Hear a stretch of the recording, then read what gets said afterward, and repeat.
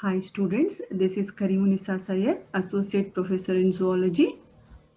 Welcome back to session 38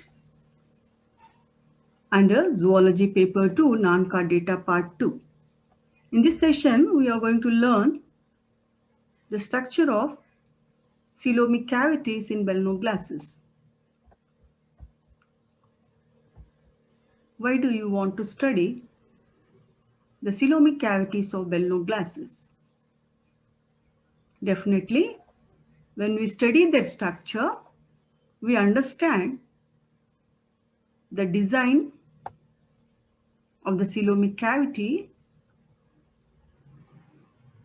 which is remarkably well designed and elegant, precise, as an adaptation to its burrowing habit and marine habitat. Because we all know, in the previous semester you have studied, coelom plays very important role in the locomotion of the animal. It also helps the animal in the process of respiration. Coelom also acts as a hydraulic jacket around the visceral organs of the animal. There are many more functions of the coelom. So we can't imagine the burrowing habits and other habits of the Bell-no glasses without a perfect coelomic cavities. So it plays very important role as an adaptation. But of course, before we study the coelomic cavities of Bell-no glasses, we must learn the basics of animal architecture, and also we should be well versed with the structure of Bell-no glasses.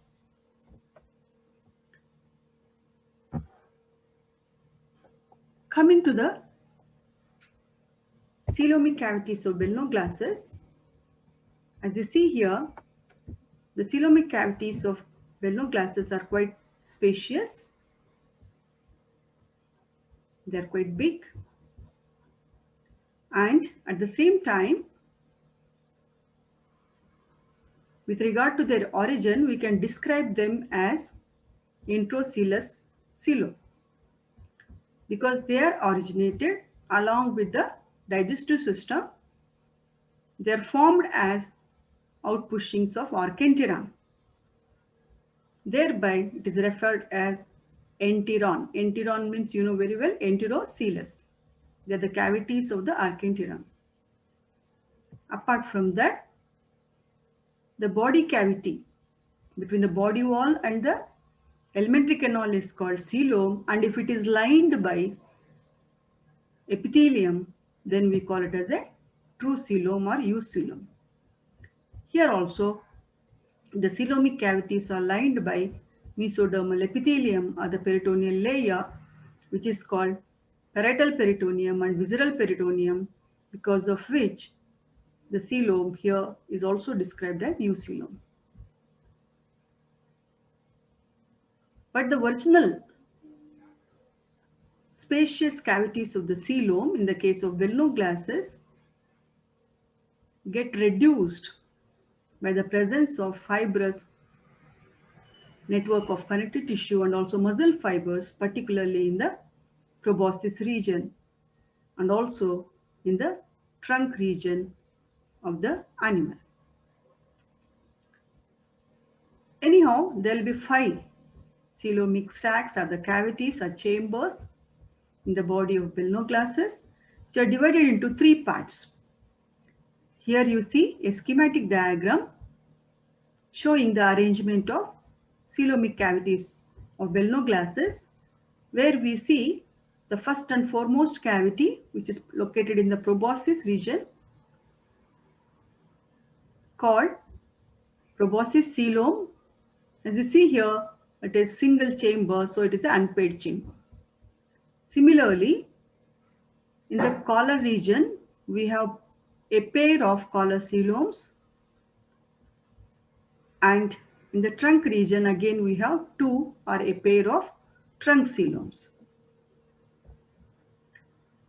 Coming to the first coelomic cavity, which is present in the anteriormost part of the body of the Belenoclastes, that is proboscis. That's why it is called proboscis coelom, which is also called protocoel. It is an unpaired cavity, and the cavity is greatly reduced by the connective tissue you see here, and due to the presence of muscular tissue, except a central space.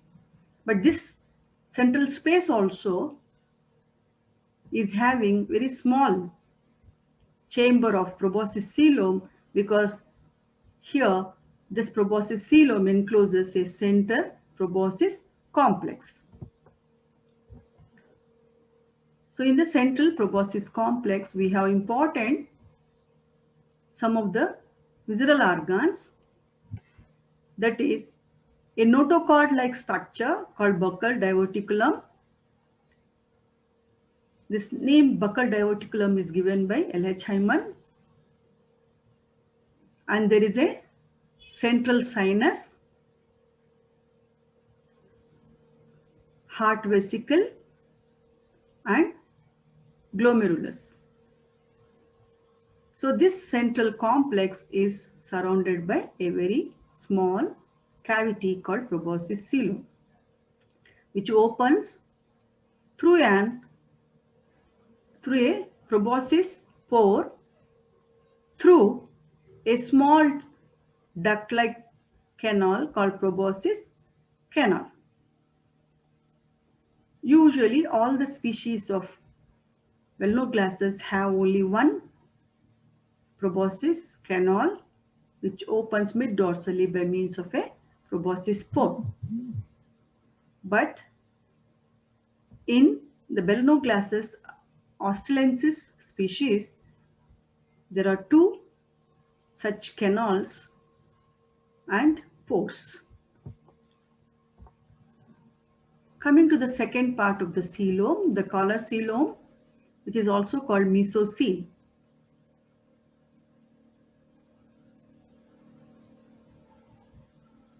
It is formed as a pair of sacs, the cavities between the buccal tube and the collar.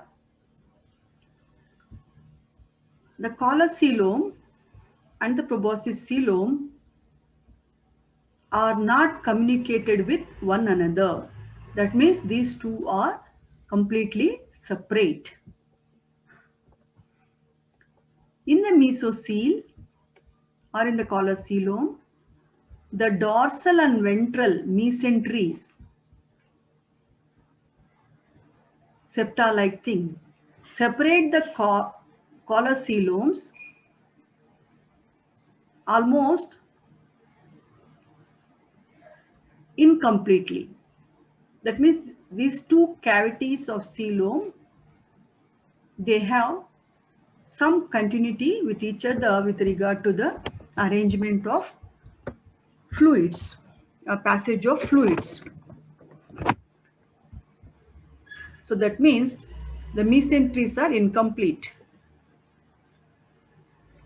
In the proboscis stalk, the posterior end of the proboscis coelom and the anterior end of collar coelom, they secrete a stiff chondroid tissue.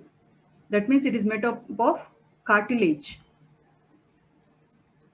which resembles vertebrate cartilage and surrounds the main plate of proboscis skeleton as a network.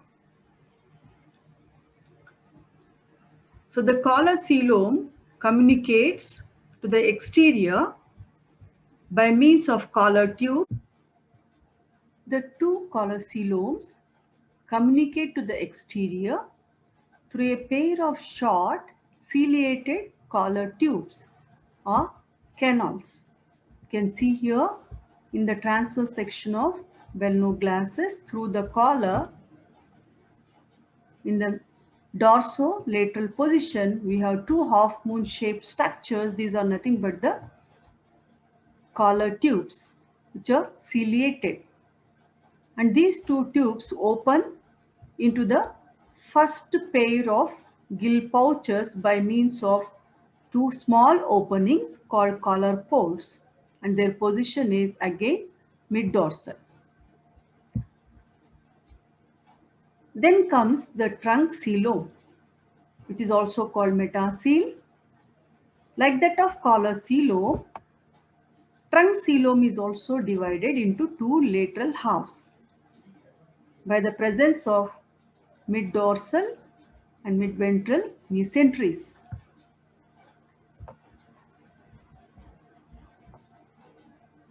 The mesenteries are incomplete at many places, which permit mixing of coelomic fluid in the two halves of the trunk coelom. The collar coelom and the trunk coelom are separated by a collar trunk septum.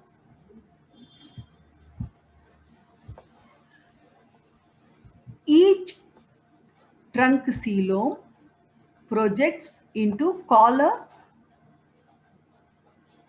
in the form of two evaginations. Here you can see two finger-like projections. One is called perihemal space. The other one is called peribuccal space. The evaginations push the collar trunk septum into the collar. Thus, make collar coelom much more complicated.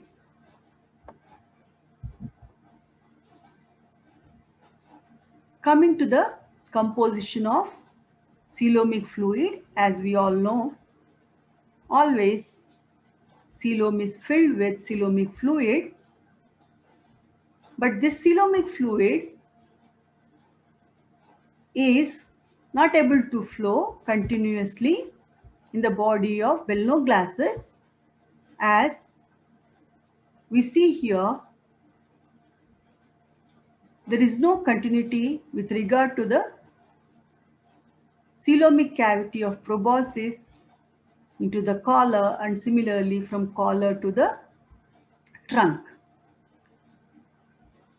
And another important feature which you should remember is that both proboscis coelom and collar coelom, they open directly outside, so thereby largely seawater will be mixed with the coelomic fluid of these three chambers. So thereby the composition of coelomic fluid in the proboscis and collar is different from the trunk coelom, because trunk coelom is not opening outside by any pores. So thereby there is no chance of mixing of seawater in the coelomic fluid of trunk. So in the trunk region, we have more number of amoeboid cells or coelomocytes in the coelomic cavity of trunk. So thereby the fluid coagulates in the histological fixatives when we prepare a smear of coelomic fluid of trunk region. That indicates the presence of more proteins in the trunk coelom. So at the end of the session, we have learned the structure of Bellino glasses, and here you can see partition of coelom of Bellino glasses into 5 chambers, and there is no continuity with regard to the coelomic cavities of proboscis with collar or collar with the trunk.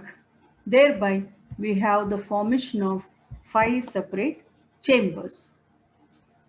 So these are the references which we have used for this session.